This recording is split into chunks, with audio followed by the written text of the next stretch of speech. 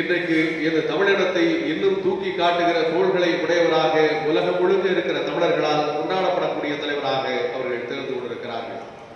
அவர் மேற்கொண்டிருக்கிற பரப்புரை பயணங்களில் இந்த முறை செய்யக்கூடிய பரப்புரை பயணம் மிக முக்கியமான காலகட்டத்தில் இன்றைக்கு இருக்கிறது. இதுவரைக்கும் தமிழ்நாட்டுடைய உரிமையை காப்பதற்காக, சமூக நீதியை காப்பதற்காக, காவிரியை மீட்பதற்காக, நீட்டை ஒழிப்பதற்காக, தமிழ்நாட்டுடைய வாழ்வுரிமை பாதுகாக்கப்பட வேண்டும் என்பதற்காக, ஈழத்தமிழர் நலன் பாதுகாக்கப்பட வேண்டும் என்பதற்காக, மதவெறியை மாய்ப்போம், மனிதநேயம் காப்போம் என்ற தலைப்பில் ஜாதி ஒழிப்புக்காக என்று பல்வேறு பயணங்களை தமிழ்நாடு முழுக்க தமிழக தலைவரை ஆசிரியர்கள் மேற்கொண்டிருக்கிறார்கள். கன்னியாகுமரியில் தொடங்கி திருத்தணி வரையிலேயும், இந்த புறம் சேலத்தில் தொடங்கி கிழக்கு கடற்கரை வரையிலேயும் ஏராளமான பயணங்கள் அவர் கால்படாத இடமோ ஊர்களோ இல்லை என்று சொல்லக்கூடிய அளவில் தமிழ்நாடு முழுக்க அவருடைய பரப்புரை பயணம் நடந்திருக்கிறது. இந்தியாவின் பல்வேறு மாநிலங்களிலேயும் இடஒதுக்கீடு பிரச்சனை என்றால், சமூக நீதி சிக்கல் என்றால் அழையுங்கள், தமிழ்நாட்டிலே இருந்து திராவிடர் கழகத்தினுடைய தலைவர் வீரமணி இருக்கிறார், அவருடைய வழிகாட்டுதலை பெற்று இந்த மாநிலம் நடைபெறட்டும் என்று எல்லா மாநிலங்களிலேயும் இருந்து அழைப்பு வருகிறது. இன்றைக்கு எனக்கு முன்னால் பேசிய ஐயா பெரியார் செல்வர்கள் சொன்னார்களே, தமிழ்நாட்டில் 69 விழுக்காடு இடஒதுக்கீடு நிலைநிறுத்தப்பட்டிருக்கிறது. இந்தியா முழுக்க எந்த மாநிலத்திலேயும் இந்த வாய்ப்பு கிடையாது. இந்தியா முழுக்க அதிகபட்சம் 49 விழுக்காடு வரைக்கும் போகலாம், அவ்வளவுதான். ஆனால் தமிழ்நாடு தான் இத்தனை ஆண்டு காலமாக, ஏறத்தாழ 40 ஆண்டுகளுக்கு மேலாக 69 விழுக்காடு என்பதை நிலைநிறுத்திக் கொண்டிருக்கிறது. அதை சட்டபூர்வமாக பெற்றிருக்கிறது. மகாராஷ்டிரா அரசு தன்னுடைய மாநிலத்தினுடைய இடஒதுக்கீட்டை உயர்த்த வேண்டும் என்று விரும்பி அங்கே இருப்பவர்கள் வழக்கு கொடுத்தால், உச்ச நீதிமன்ற நீதிபதிகள் சொல்கிறார்கள், தமிழ்நாட்டிற்கு மட்டும் தனித்த சட்டம் இருக்கிறது, அவர்கள் 9வது அட்டவணையிலே 69 விழுக்காடு இடஒதுக்கீட்டை பாதுகாத்திருக்கிறார்கள், அந்த வாய்ப்பு இன்னும் எல்லா மாநிலங்களுக்கும் அமைந்து விடவில்லை, தேவையானால் தமிழ்நாட்டிலே இருந்து நீங்கள் வழிகாட்டுதலை பெற்றுக் கொள்ளுங்கள் என்று சொல்லுகிறார்கள். கர்நாடகத்தில் இன்றைக்கு ஆண்டு கொண்டிருக்கிற சித்தராமையா அவர்கள் இதற்கு முன்னால் முதலமைச்சராக இருந்தபோது அங்கே இருக்கிற இடஒதுக்கீட்டு அளவை 50 விழுக்காட்டுக்கு மேலாக உயர்த்த வேண்டுமா? திராவிடர் கழகத்தினுடைய தலைவர் ஆசிரியர் அவர்களை அழைத்து கர்நாடகத்திலே ஒரு கூட்டத்தை நடத்தி, கலந்துரையாடல் நடத்தி, எப்படி நடத்த வேண்டும், சட்டப்பூர்வமாக எப்படி செய்ய வேண்டும் என்பதை வழிகாட்டுங்கள் என்று சொல்லுகிறார்கள். அப்படி இந்தியா முழுக்க அவருடைய பயணம் சமூக நீதியை காக்க பயணப்பட்டிருக்கிறது. இன்னும் சொல்ல போனால் 27 விழுக்காடு இன்றைக்கு ஒன்றிய அளவிலே பிற்படுத்தப்பட்டவருக்கு வழங்கப்பட்டிருக்கிறது.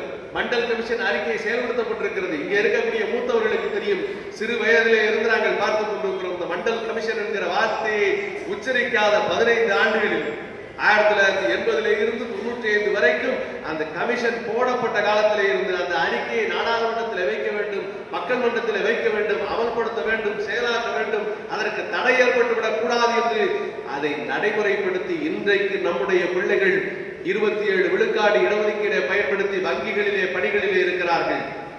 வங்கி பணிகளிலே இன்றைக்கு பிற்படுத்தப்பட்டோர் இருக்கிறார்கள் என்றால் அதற்கு காரணம் அந்த 27 விழுக்காடு. அந்த 27 விழுக்காட்டை தமிழ்நாட்டுக்கு மட்டுமல்ல, இந்தியா முழுமைக்கும் இருக்கிற 90 கோடி பிற்படுத்தப்பட்ட மக்களுக்கு பெற்றுக் கொடுத்த தலைவர் திராவிடர் கழகத்தினுடைய தலைவர் ஐயா ஆசிரியர் அவர்கள். இதற்காக இந்தியாவுடைய எல்லை பஞ்சாபிலே இருந்து பீகார், உத்தரப்பிரதேசம், ஒரிசா, மேற்கு வங்காளம், மும்பை என்று அத்தனை மாநிலங்களுக்கும் அங்கே இருக்கக்கூடிய தலைவர்கள் சமூக நீதிக்கு பாதுகாவல் வேண்டும் என்று கருதக்கூடியவர்கள் ஐயா ஆசிரியர் அவர்களை அழைத்து அங்கே நிகழ்ச்சிகளை நடத்தி மக்களை ஒருங்கிணைத்திருக்கிறார்கள். அப்படி இவருடைய பாதம் பயணப்பட்டிருக்கிற இடங்களிலே எல்லாம் இன்றைக்கு சமூக நீதி உறுதிப்படுத்தப்பட்டிருக்கிறது.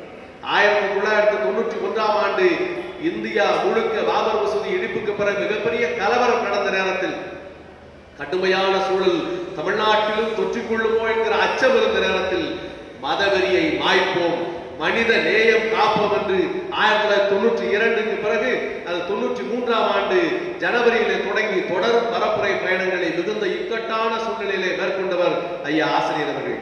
தன்னுடைய உயிரை பொருட்படுத்தாமல், தன்னுடைய உடல்நிலையை பற்றி கொஞ்சமும் கவலைப்படாமல், இந்த மக்களுக்காக, இந்த மண்ணுக்காக, இந்த மண் அமைதியாக இருக்க வேண்டும், பெரியார் மண்ணாக இருக்க வேண்டும் என்பதற்காக தொடர் பரப்புரை பயணத்தை மேற்கொண்டிருக்கக்கூடியவர்கள். இன்றைய தினம் இந்த தலைப்பு, இதுதான் RSS பாஜக ஆட்சி, இதுதான் திராவிட மாடல் ஆட்சி என்பது ஏதோ அரசியலுக்கானது அல்ல, அடுத்து வர இருக்கிற தேர்தலுக்கானது அல்ல. 100 ஆண்டு காலம் போராடி எதை மிக கடுமையான போராட்டங்களுக்கு பிறகு நாம் பெற்றிருக்கிறோமோ அவற்றையெல்லாம் இழந்துவிடக் கூடாது என்கிற அச்சத்தின் காரணமாக அதை இந்த மக்களுக்கு விளங்கப்படுத்த வேண்டும் என்பதற்காக இந்த பரப்புரை பயணம் மேற்கொள்ளப்படுகிறது. அண்மையிலே சுயமரியாதை இயக்கத்தினுடைய 100ஆண்டு விழா செங்கல்பட்டு மறைமலை நகரில் நடைபெற்றது. நம்முடைய தமிழ்நாடு முதலமைச்சர் அவர்கள் மிகச் சிறப்பான ஒரு எழுச்சி உரையை அங்கே வழங்கினார்கள். எரிச்சி உரையை வழங்கியதோடு மட்டுமல்லாமல் இன்னும் எல்லோருக்கும் மகிழ்ச்சியாக பெரியார் உலகத்திற்கு 1 மாத சம்பளத்தை திராவிட முன்னேற்ற கழகத்தினுடைய சட்டமன்ற நாடாளுமன்ற உறுப்பினர்கள் வழங்குவார்கள் என்று அறிவித்ததோடு மட்டுமல்லாமல் தோழர்களே, கருஞ்சட்டை படையினருக்கு ஒரு செம்மாந்த சல்யூட் என்று அறிவித்தாரே. ஒருபோதும் பதவி பக்கம் எட்டி பார்க்காத, பட்டங்களை எதிர்பார்க்காத, எந்த புகழையும் விரும்பாத, தன்னலம் கருதாத ஒரு கருஞ்சட்டை படைக்கு ஒரு மாநிலத்தினுடைய முதலமைச்சர் சல்யூட் என்று சொல்லி அந்த வார்த்தையை சொன்னதோடு மட்டுமல்லாமல் சல்யூட் அடிச்சு காட்டாரு பாருங்க. அங்கேதான் திராவிடர் கழகத்தினுடைய முக்கியத்துவம் இருக்கிறது. திராவிடர் கழகம் ஆற்றக்கூடிய பணியினுடைய முக்கியத்துவம் இருக்கிறது. ஏனென்றால் அறிஞர் அண்ணா சொல்வதை அடிக்கடி தமிழக தலைவர் ஐயா அவர்கள் எடுத்து காட்டுவார்கள். இந்த இயக்கம் தூசி படையை போல ஒரு பெரிய படை அணிவகுப்பு வர வேண்டும் என்றால் அதற்கு முன்னால் அந்த அணிவகுப்பு படை வருவதற்கு பாதை அமைத்துக் கொண்டு ஒரு அணி செல்ல வேண்டும். அதுதான் எல்லா சிக்கல்களையும் எதிர்கொள்ளக்கூடியதாக இருக்கும். வழியில கண்ணி வெடி வச்சிருக்காங்கன்னா அதை அகற்ற வேண்டியது அந்த அணிதான். அதனால் சிக்குண்டு பாதிப்பு அடையக்கூடிய சூழல் ஏற்படுமையானால் அதில் பாதிக்கப்பட போவது அந்த அணிதான். அப்படிப்பட்ட ஒரு படை அணியாக சாப்பர்ஸ் மைனஸ் என்று சொல்வார்கள். அதை போல இந்த இயக்கம் திராவிட முன்னேற்ற கழகம் திராவிட மாடல் ஆட்சியை தொடர வேண்டும் என்றால், சமூக நீதி இந்த மக்களுக்கு எந்த சிக்கலும் இல்லாமல் கிடைக்க வேண்டும் என்றால் அதற்கான பாதையை வகுப்பதற்காக கடுமையான தளங்களில் காடு மேடுகளை கடந்து கரடுமுரடான பாதையை சமதளமாக்கி அந்த பாதையை உருவாக்கக்கூடிய இயக்கம் தான் திராவிடர் கழகம். அத்தகைய ஒரு பயணம் தான் இன்றைக்கு தமிழக தலைவரை ஆசிரியர்கள் தொடங்கி இருக்கிற பயணம். ஏன்னா நம்முடைய எதிரி இருக்கிறானே அருமை தோழர்களே, 100 ஆண்டுகளுக்கு முன்னால் நமக்கு இருந்த எதிரிகளை விட மிக மோசமான எதிரிகளை இன்றைக்கு இந்த சமூகம் சந்தித்துக் கொண்டிருக்கிறது. ஒரு நாணயமானவர்கள் அல்ல, நேர்மையானவர்கள் அல்ல, தங்களுடைய கொள்கைகளை இந்த மக்களுக்கு எடுத்து சொல்லி அதன் மூலமாக நம்ம எதிர்ப்பவர்கள் அல்ல. காலங்காலமாக மறைமுகமாக வாழ்வே பழக்கப்பட்டவர்கள், மறைமுகமாக இயக்கம் நடத்தி பழக்கப்பட்டவர்கள். நமக்கு எப்போதும் வெளிப்படையான இயக்கம் திராவிட இயக்கம் என்பது எப்போது என்ன பேசுகிறதோ அதை பொதுமக்களிடத்தில் பேசும், என்ன எழுதுகிறதோ அதை பத்திரிகைகளில் எழுதும். ஆனால் ரகசிய சுற்றறிக்கைகளை விநியோகிக்கக்கூடிய இயக்கம் RSS இயக்கம்.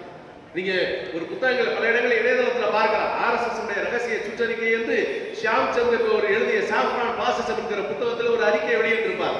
அதில் என்ன செய்தி சொல்லப்பட்டிருக்கிறால், பெரிய கலவரங்களை உருவாக்க வேண்டும், ஜாதி பிரிவினைகளை வளர்க்க வேண்டும், ஒடுக்கப்பட்டோரை நசுக்க வேண்டும், பிற்படுத்தப்பட்டோர் தாழ்த்தப்பட்டோர் யாராவது வேலை வாய்ப்பு கேட்டால் அவர்களுக்கு இடஒதுக்கீடு கிடைக்காமல் இருப்பதற்கு என்னென்ன செய்ய வேண்டுமோ அவற்றையெல்லாம் செய்ய வேண்டும்.